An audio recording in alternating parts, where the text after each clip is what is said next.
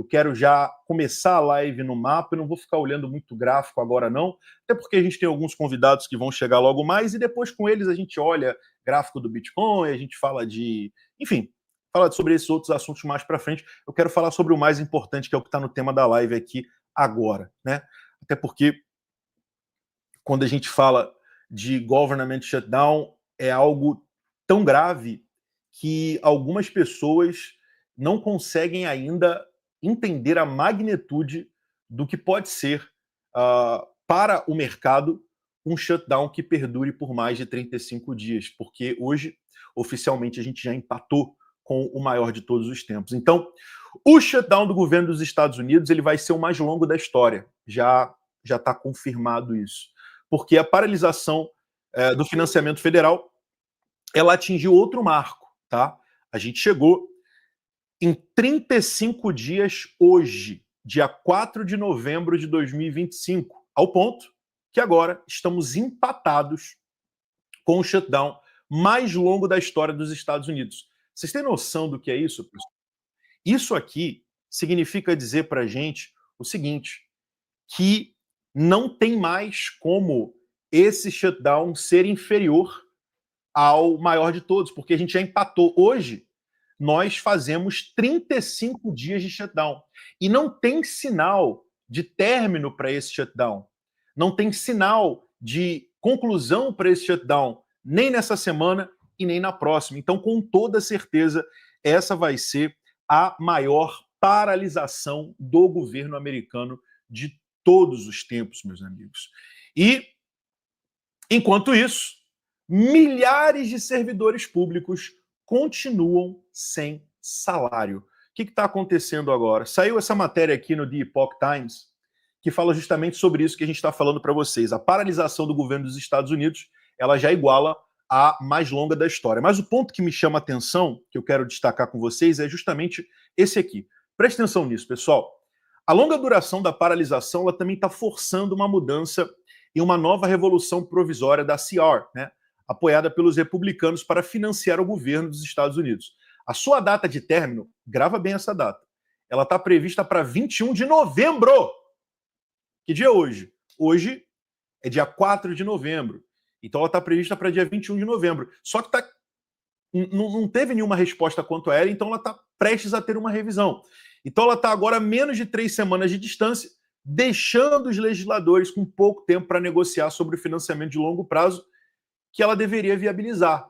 Ou seja, o líder da maioria do Senado, né, o John Thune, ele disse aos repórteres em 3 de novembro, ontem, que ele e seus colegas terão que elaborar uma nova revolução orçamentária mais extensa. Ou seja, a do dia 21 não vai colar, não está tendo um agreement, não está tendo um acordo entre republicanos e democratas para passá-la.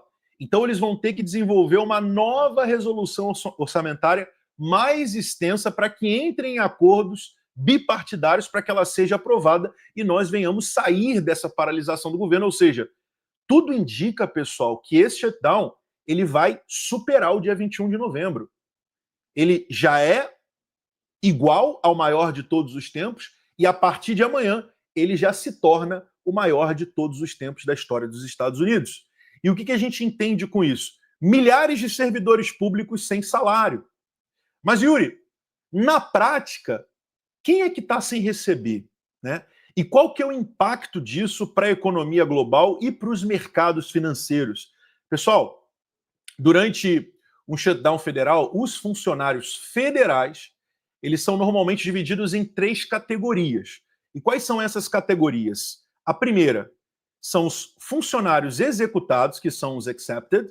O segundo são os funcionários colocados em licença não remunerada, que é o furlough. E o terceiro, que são os funcionários que continuam trabalhando, mas sem pagamento imediato. Por exemplo, os executados, eles continuam trabalhando porque as suas funções elas são consideradas o quê?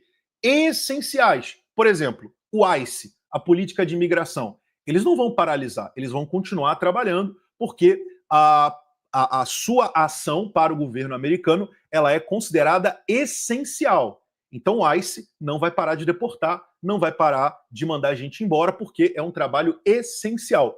Ou emergenciais, né? mesmo sem o financiamento ainda do governo aprovado. Então, esses setores, eles continuam em funcionamento, né? E a gente tem os funcionários com licença não remunerada, que são o furlough, né? Eles não trabalham durante o shutdown e também, além de não trabalhar, eles não recebem salário nesse período. E aí a gente tem a terceira qualificação, que são os funcionários que eles trabalham sem pagamento imediato, ou seja, funcionários que eles continuam trabalhando, eles não deixam de trabalhar, mas eles ficam temporariamente sem pagamento imediato, ou seja, eles continuam no seu serviço, mas não recebem até que o shutdown seja finalizado ou até que o financiamento, um novo financiamento para essas pessoas, ele seja aprovado. E aí a pergunta que fica é a seguinte: essa quantidade de pessoas, numericamente falando, representa o quê?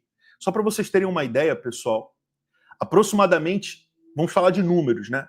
670 mil funcionários federais foram furloughed, né? Eles foram licenciados sem trabalhar até determinado ponto, que é justamente esse segundo aqui que a gente mostrou para vocês. Eles não trabalham e também não recebem salário. 670 mil pessoas. Aproximadamente 730 mil funcionários federais continuam sem pagamento imediato. E já temos outro relatório também que aponta que 1,4 milhões de funcionários perderam a sua folha de pagamento completa durante essa paralisação. Então, no somatório, a gente está falando aqui, pessoal, de milhões de pessoas que estão sem ver a cor do seu rico dinheirinho. Aí você pensa comigo, esse camarada que está trabalhando sem receber, esse camarada que foi dispensado, tu acha que esse cara vai pensar em comprar Bitcoin? Tu acha que esse cara vai pensar em investir na Bolsa de Valores? O cara está preocupado com colocar o leite na mesa para o filho. O cara está preocupado em se vai conseguir pagar as suas contas, seu mortgage. O cara está cobrindo a cabeça e descobrindo os pés, né? E quando a gente fala quais são os setores, né? Porque a gente falou a quantidade numérica, mas não falamos sobre os setores. Os setores principais afetados nesse quesito são esses aqui, tá? Então a gente tem o Department of Education, que é o Departamento de Educação, que tem aproximadamente 87% dos seus funcionários empregados nessa situação, né? Cerca de 87% da galera tá em furlough, ou seja, tá sem receber. A gente tem também a NASA, que é a National Aeronautics and Space Administration, que está com cerca de 83% dos seus funcionários sem receber. A gente tem um departamento de comércio com cerca de 81% dos seus empregados. A gente tem um Department of Labor, ou seja, o departamento de trabalho com 75% dos empregados. E a gente tem o departamento de transporte, né, o DOT, o Department of Transportation, que está com 23% dos seus funcionários nessa situação. Ou seja, é muita gente, meus amigos, que está sem receber dinheiro. E por que isso importa para a economia? Cara, é muito simples. Os funcionários sem salário ou sem pagamento iminente, o que eles vão fazer? Eles vão reduzir o seu consumo, eles vão reduzir o seu gasto.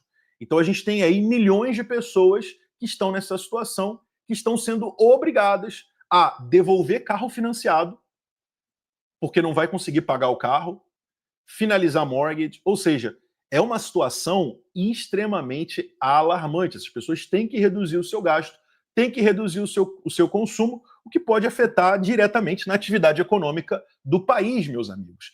Porque se fosse um shutdown de 35 dias, como foi esse, e está sendo até o presente momento, beleza. Tem pessoas que conseguem ficar um mês sem receber e dar um jeitinho, pega um dinheiro na poupança que estava ali guardado, pega um dinheiro que estava aplicado, liquida algumas ações, liquida alguns investimentos para pagar as contas, né? Vende algumas criptomoedas que tinha ali na sua carteira para conseguir pagar aquele um mês. Só que não é mais um mês sem receber. A gente já está indo para o segundo mês, sem previsão para término. Com a previsão do dia 21 tendo que ser reelaborada por falta de acordos. Então essa situação é uma situação gravíssima que precisa ser resolvida o quanto antes. Por quê? Você sabe qual que é o pior de tudo isso?